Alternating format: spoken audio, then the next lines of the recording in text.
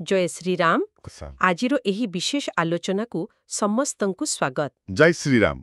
आज आमे गोस्वामी तुलसीदासंकर द्वारा लेखा जाइथिबा महान ग्रंथ श्री रामचरित मानसर गोटिए अंश विषय किछि गभीर भाबरे कथा हेबा। हाँ, एटा आम समस्तम पय बहुत महत्वपूर्ण। आउ आजी आमे विशेष करी बालकांडर 37 माने 37 नंबर दोहा आउ ता सहित जोड़ी हेइथिबा किछि चौपाई विषय कथा हेबा। हाँ, ता उपरे ही आमर आलोचना रहिबो। आमर मूल उद्देश्य खाली शब्दर अर्थ जानिबा नुहे। ना ना, ता नुहे, बरं ता भितरे थिबा जो भाव और जो आध्यात्मिक गभीरता अछि ताकू टिके अनुभव करिबा। हाँ सेटा जरूरी।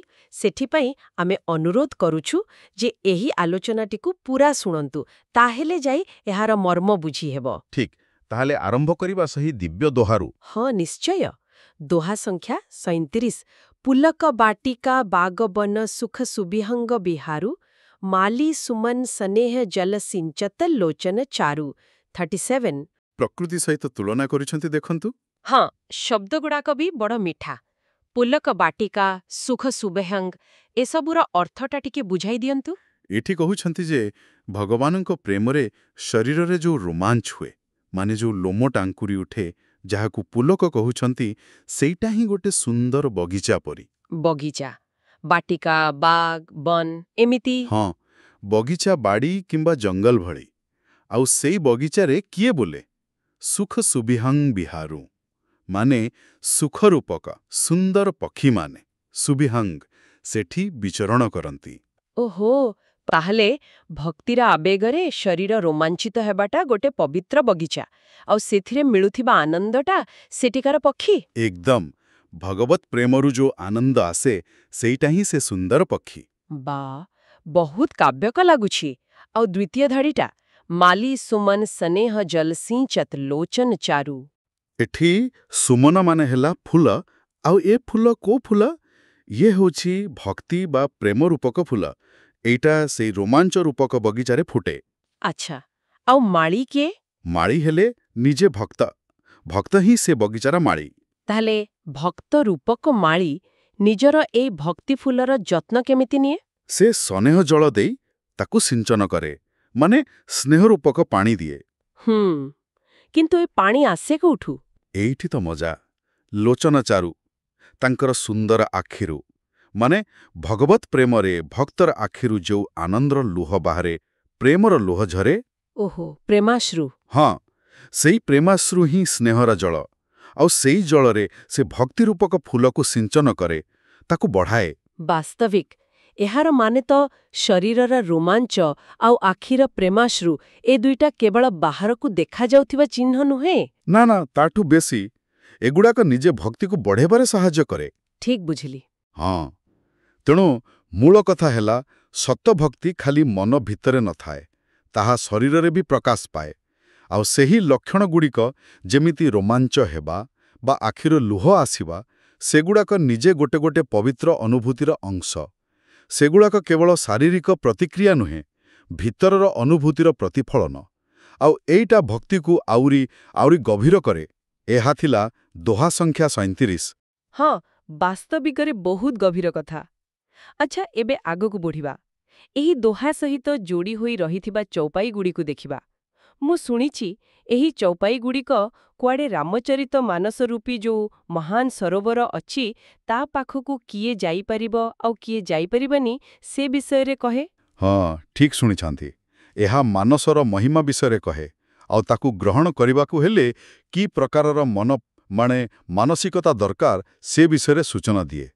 मानस को गोटे पवित्र पोखरी बा सरोवर सहित तुलना करा जायछि एठी। अच्छा तेबे प्रथम चौपाईटी मु पढ़ुछि जे गावहिं यह चरित संभारे तेई एही ताल चतुर रखवारे सदा सुनहिं सादर नर नारी तेई सुरबर मानस अधिकारी। हाँ एठी जो ताल शब्द अछि सेइटा होछि सेई रामचरित मानस रूपक सरोवर। कुहा जाउछि जो माने एही रामचरितकू संभारिकी गांती। संभारे माने संभाळिकी सावधानतार सहित जत्न नेकी पूरा आदर और ध्यान दी जे गान करती सेमाने ही एही मानस सरोवरर चतुर रखुआरे माने दक्ष रक्षक बा जगुआली। जगुआली ସେ କେମିତି? ଏମିତି ଯେ ସେମାନେ ଏହାର ପବିତ୍ରତାକୁ ବୁଝନ୍ତି, ଏହାର ମହତ୍ତ୍ୱକୁ ଜାଣନ୍ତି, ଆଉ ତାକୁ ଠିକ୍ ଭାବରେ ନିଜେ ଧାରଣ କରନ୍ତି ଏବଂ ଅନ୍ୟମାନଙ୍କୁ ବି ସେଇ ଭାବରେ ଦିଅନ୍ତି। ବୁଝିଲି। ଆଉ ଦ୍ୱିତୀୟ ଧାଡ଼ିଟା ସଦା ସୁନିହି ସାଦର ନରନାରୀ।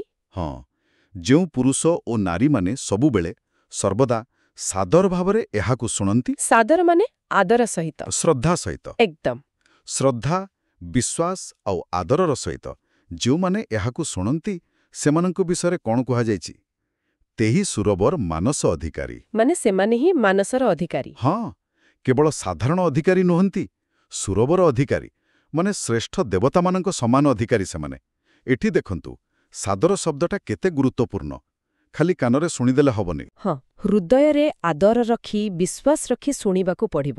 ଓହୋ, ମାନେ ଖାଲି ଶୁଣିବାଟା ବଡ଼ କଥା ନୁହଁ। କେମିତି ଶୁଣୁଛେ, କୋଉ ମନ ନେଇ ଶୁଣୁଛେ, ସେଇଟା ହିଁ ଅସଲ ଯୋଗ୍ୟତା ଠିକ୍ କରେ। ଏକଦମ ଠିକ୍। ଆଚ୍ଛା, ଏବେ ଆସନ୍ତୁ ପରବର୍ତ୍ତୀ ଚଉପାଇଗୁଡ଼ିକ ଦେଖିବା। ସେଥିରେ କୁଆଡ଼େ ଅଯୋଗ୍ୟ ଲୋକଙ୍କ କଥା କୁହାଯାଇଛି।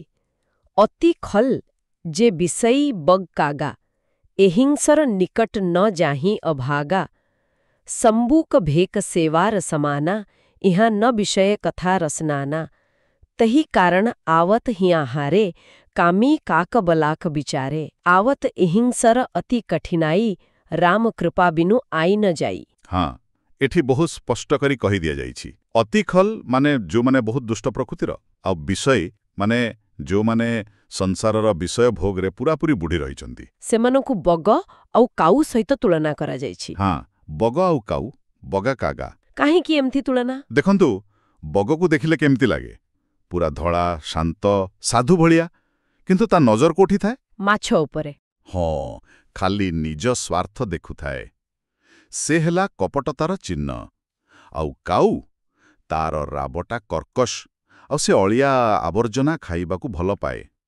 ସେମିତି ଦୁଷ୍ଟ ଆଉ ବିଷୟାସକ୍ତ ଲୋକଙ୍କ ବାହାରଟା ଯେମିତି ବି ଦିଶୁଥାଉ ପଛେ, ଭିତରଟା ଅଲଗା। ହଁ, ତାଙ୍କ ମନଟା ସେଇ ସାଂସାରିକ ମଇଳା, ସ୍ୱାର୍ଥ, କପଟତାରେ ବୁଡ଼ି ରହିଥାଏ। ଆଉ ଏମାନଙ୍କୁ ଅଭାଗା କୁହାଯାଇଛି। ଅଭାଗା କାହିଁକି? କାରଣ ସେମାନେ ଏହି ପବିତ୍ର ମାନସ ସରୋବର ପାଖକୁ ଆସିପାରନ୍ତି ନାହିଁ। ଇହାନ ବିଷୟ କଥା ରସନାନା। କିନ୍ତୁ କାହିଁକି ଆସିପାରନ୍ତି ନାହିଁ? ମାନେ କିଏ ତାଙ୍କୁ ଅଟକାଏ? କେହି ବାହାରୁ ଅଟକାଏନି, ବାଧାଟା ଭିତରୁ ଆସେ। ପର ଧାଡ଼ିରେ ତାର କାରଣ କୁହାଯାଇଛି, ଇହାନ ବିଷୟ କଥା ରସନାନା। ଓହୋ। ମାନେ ଏଇ ଯେଉଁ ମାନସ ସରୋବର, ଏଠି ସଂସାରର ସେଇ ବିଷୟ ଭୋଗ, ଇନ୍ଦ୍ରିୟ ସୁଖର ଚଟପଟା କଥା ବା ରସ ନାହିଁ।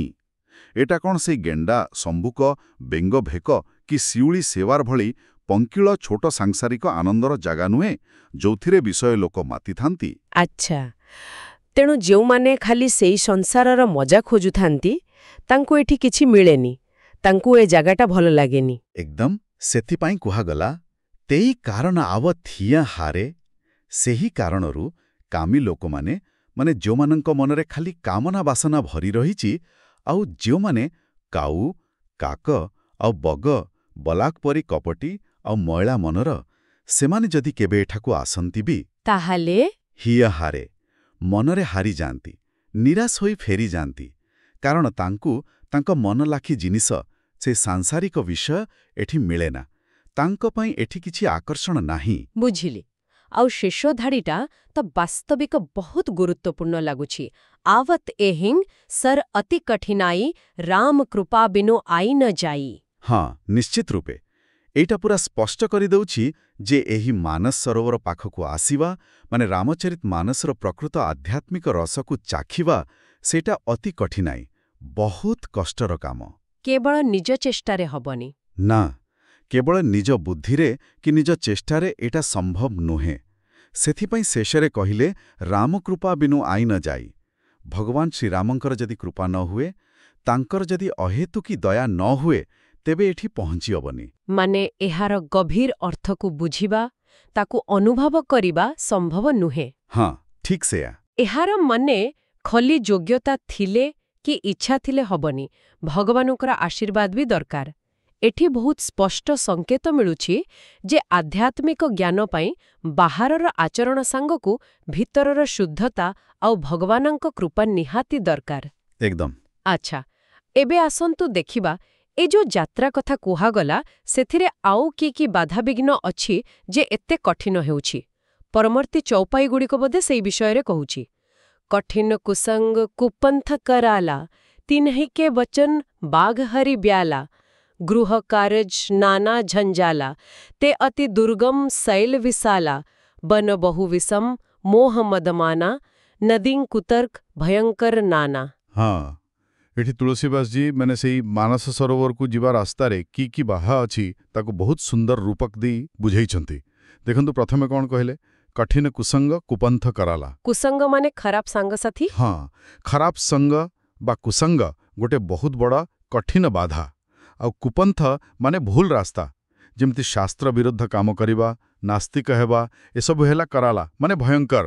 ଆଉ ସେଇ ଖରାପ ସାଙ୍ଗମାନଙ୍କ କଥା ତାକୁ ବାଘ, ସିଂହ, ସାପ ସାଙ୍ଗରେ ତୁଳନା କରାଯାଇଛି। ତିନ୍ହ କେ ବଚନ ବାଘ ହରି ବ୍ୟାଲା, ଇଏ କେମିତି? ଠିକ୍ ସେଇ କୁସଙ୍ଗମାନଙ୍କର କଥା, ତାଙ୍କର ପରାମର୍ଶ କେମିତି? ବାଘ ଭଳି, ସିଂହ ଭଳି।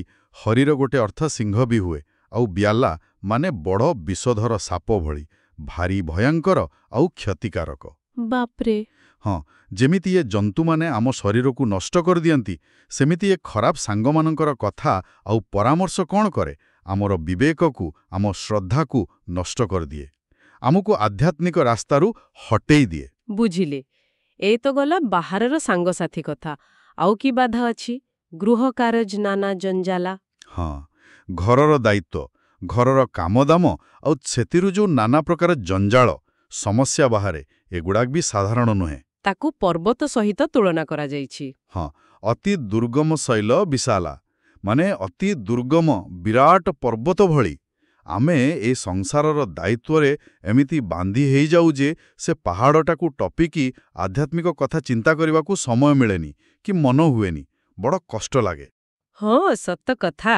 ମାନେ ବାହାର ଜଞ୍ଜାଳ ତ ଅଛି, ତା ସାଙ୍ଗକୁ ଆମ ଭିତରର ଦୋଷ ଦୁର୍ବଳତା ବି ବଡ଼ ବାଧା। ପର୍ବତ ପାରି ହେଲା ପରେ ଆଉ କ'ଣ ଅଛି? ଜଙ୍ଗଲ। ବନ ବହୁ ବିଷମ ମୋହ ମଦମାନା। ହଁ, ପର୍ବତ ପରେ ଆସିଲା ଅନେକ ଦୁର୍ଗମ ବା ବିଷମ ଜଙ୍ଗଲ। ବନ ବହୁ ବିଷମ। ଏ ଜଙ୍ଗଲଗୁଡ଼ାକ କ'ଣ? ସେଇଟା ହେଲା ମୋହ, ମଦ ଆଉ ମାନା। ଏକଦମ। ମୋହ ମାନେ ଅତ୍ୟଧିକ ଆସକ୍ତି, ପରିବାର ପ୍ରତି, ଧନ ସମ୍ପତ୍ତି ପ୍ରତି। ମଦ ମାନେ ଅହଙ୍କାର, ଧନର, ପଦର, ଜ୍ଞାନର ଗର୍ବ ବା ନିଶା। ଆଉ ମାନ ମାନେ ନିଜ ସମ୍ମାନ ପାଇଁ ବ୍ୟାକୁଳତା, ଅଭିମାନ। ଏଇ ତିନୋଟା ଜିନିଷ ଆଧ୍ୟାତ୍ମିକ ରାସ୍ତାରେ ଯାଉଥିବା ଲୋକଙ୍କୁ ବାଟବଣା କରିଦିଏ। ଯେମିତି ଘଞ୍ଚ ଜଙ୍ଗଲରେ ପଶିଗଲେ ଲୋକ ଦିଗ ହରେଇ ଦିଏ। ଓହୋ। ଆଉ ଶେଷରେ ନଦୀର ବାଧା ବି ଅଛି। ନଦୀମ୍ କୁତର୍କ ଭୟଙ୍କର ନାନା। ହଁ, ଏ ଆଧ୍ୟାତ୍ମିକ ଯାତ୍ରା ରାସ୍ତାରେ ଅନେକ ଭୟଙ୍କର ନଦୀ ବି ପଡ଼େ। ଆଉ ସେ ନଦୀଗୁଡ଼ାକ କ'ଣ? ସେ ହେଲା କୁତର୍କ। କୁତର୍କ ମାନେ? ମାନେ ମିଛା ଯୁକ୍ତି, ଭୁଲ ତର୍କ, ଶାସ୍ତ୍ର ବିରୋଧୀ କଥା, ବିନା କାରଣରେ ବାଦ ବିବାଦ କରିବା, ସବୁ କଥାରେ ସନ୍ଦେହ କରିବା। ଏଇ ଯୋଉ କୁତର୍କର ନଦୀ ଅଛି, ସେଥିରେ ପଡ଼ିଗଲେ ଲୋକ ସତ ରାସ୍ତାରୁ ବାହାରି ଯାଇ ସେଥିରେ ବୁଡ଼ିଯିବାର ଭୟ ଥାଏ। ବାପ୍ରେ, ଏହାର ଅର୍ଥ ଖରାପ ସାଙ୍ଗ, ଦୁନିଆଦାରୀ ଜଞ୍ଜାଳର ଚାପ, ଆମ ନିଜ ଭିତରର ମୋହ, ଅହଙ୍କାର, ଅଭିମାନ ଆଉ ବାହାରର ଏଇ ଭୁଲ ତର୍କ ବିତର୍କ, ଏ ସବୁ ମିଶିକି ଗୋଟେ ପାଚେରୀ ଭଳି ଠିଆ ହୋଇଛନ୍ତି। ହଁ, ଗୋଟେ ଦୁର୍ଭେଦ୍ୟ ପାଚେରୀ।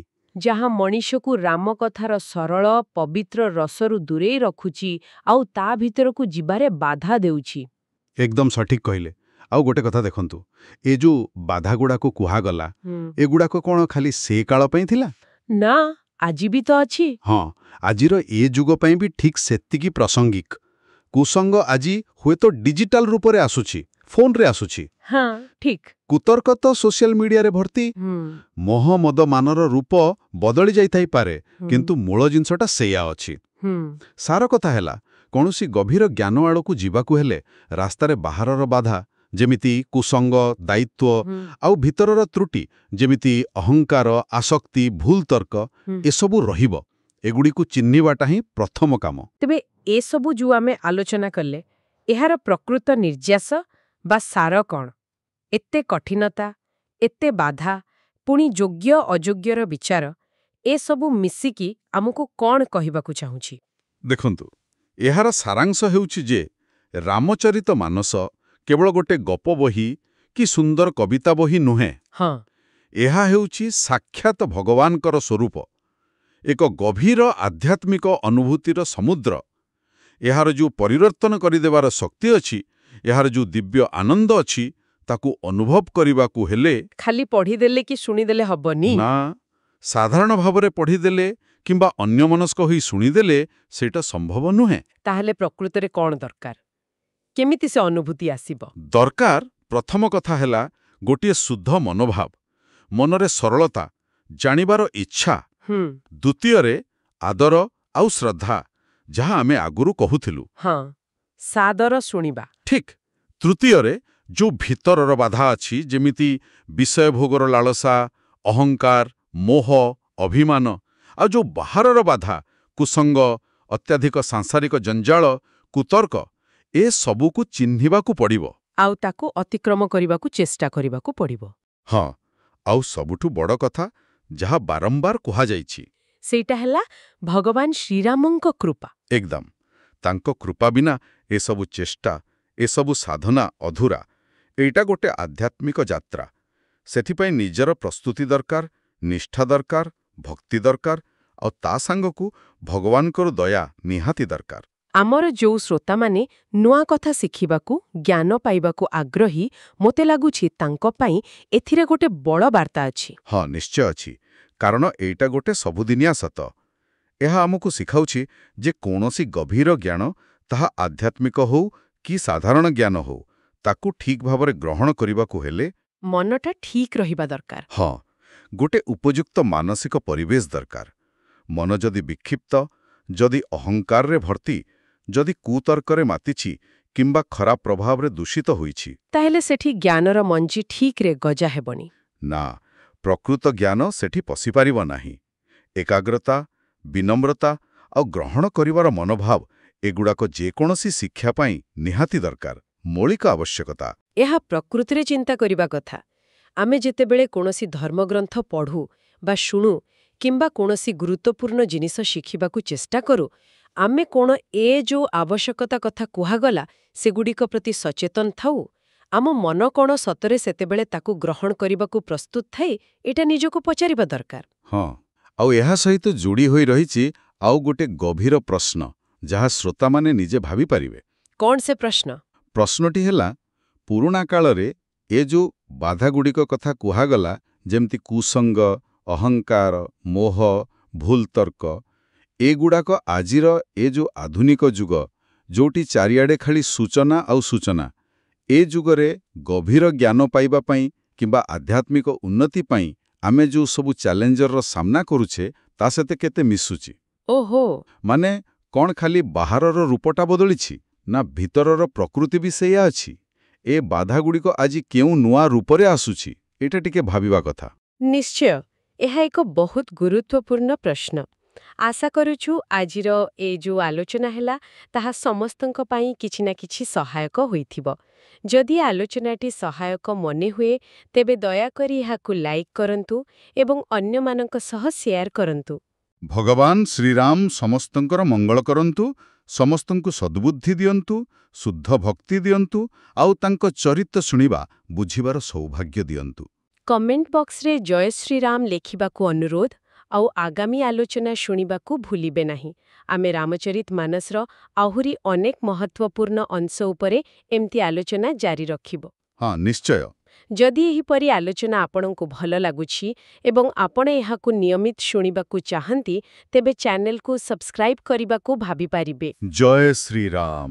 ଜୟ ଶ୍ରୀରାମ। ଆପଣ ଶୁଣୁଛନ୍ତି ରେଡିଓ ତୋଷାଳୀ, ଆମ ମାଟିର ସ୍ୱର।